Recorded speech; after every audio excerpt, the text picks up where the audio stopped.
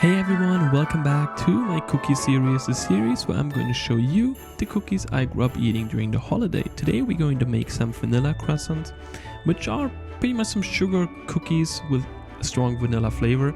If you haven't already, hit subscribe up there and don't miss any of my other cookie or cooking videos. And let's get started. We will need 3 1/4 cup or 150 grams of sugar, 7 ounces or 200 grams of unsalted butter, 1 pack of vanilla sugar, 1 teaspoon of salt, 2 egg yolks, 1 cup 100 grams of almond flour, and 2.5 cups or 300 grams of all-purpose flour. Now we're going to mix together all of our dry ingredients inside a bowl. Make sure you don't forget about the vanilla sugar or vanilla extract if you want to substitute that. Make sure that you put the all-purpose flour through a strainer, just that there are no crumbs inside. Not the almond flour though, because it's not fine enough that it would go through a strainer. And then you just mix all together with a whisk. Make sure there are no crumbs and everything is thoroughly combined, and we're going to place it on our work surface before we form our cookie volcano out of it.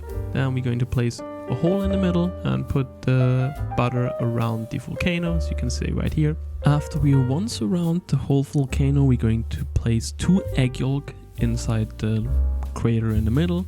Other than that, the dough is pretty similar to my strawberry filled cookies that I uploaded a few days ago. If you're interested in that, just click the link up there. And now we're going to use a fork or a spoon and just mix the egg with some flour. And as soon as that absorbs some of the egg's liquid, we're going to use a dough divider and just cut through the whole dough a few times to cut the butter into small chunks. If you have a food processor, you can easily use that as well, instead of doing all this by hand. And after we went through it a few times with our dough divider, we're going to start kneading the dough by hand. At the beginning it might be a little messy and a little crumbly, but after around 5 minutes of kneading, it should be a nicely formed dough and there shouldn't be any butter chunks or anything inside. As soon as that dough reaches that consistency, we have to let it cool down again, just for the butter to solidify a little bit again. We do that by wrapping it in plastic wrap and place it in the fridge for at least an hour or up to overnight.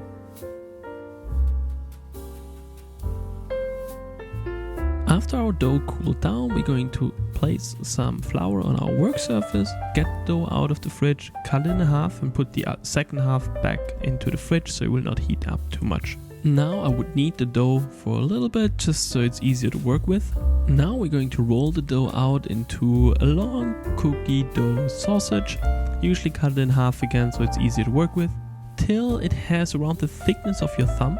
And then we're going to cut them into 1-inch pieces or around 10 grams heavy.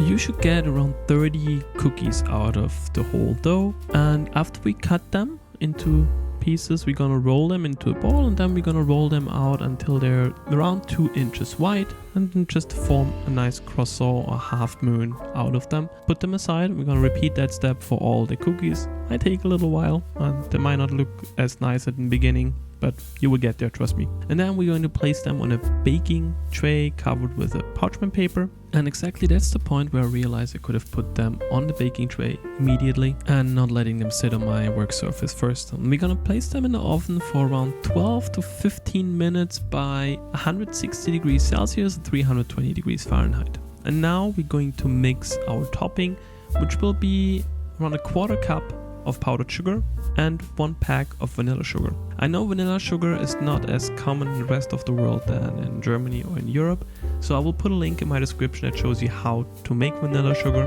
Now we're going to mix all that together, just make sure it's thoroughly combined and there are no crumbs or anything inside.